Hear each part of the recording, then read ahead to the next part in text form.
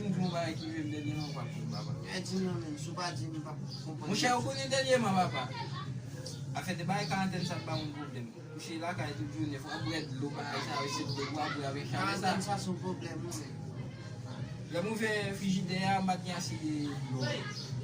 An sot si nan kol mat la, men te ki te fè 5 et tout kol mat fè men. Men ma koui. Pou ma achete nan ten, yo kol mat fè men pita. Men kote yon kwa seman vek yon vole, li tim mwen pal do tsak sou mwen. Men bat di kon sou mwen sel kon pou an de. Mbaka bali. E men kote yon, li gade mwen chate koupe tet mwen vek. Yon koupe tet mwen? Non, sa ap tende an la frem. La mi se koupe tet mwen mkouy.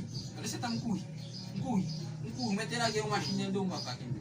E pi, le mwen ve devan kol mat la, paski gen yon gran flam soley ki kampe la. E pi men kote yon, le mwen ve, santi ma souwe, degen ti mwen chwa sa nan men.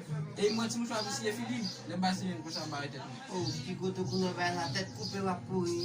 Che kon se blag. Yo blag nan, de tout bon ye oui. A mon chè men, so ap di la, sa pa yon la men. Sa pa yon la. Bon, si mdou pam nan mwen men wap se zi. Imagino men, panan msot la fè la mè kousem nan. An ba? Oui, an ba. E pi mkwa sa fokou an men, mwen vini pou atake mbapa. Mwen kebe pou mfwape la ten men. De la kon konte moun nan? Oh, mfwape la ten men.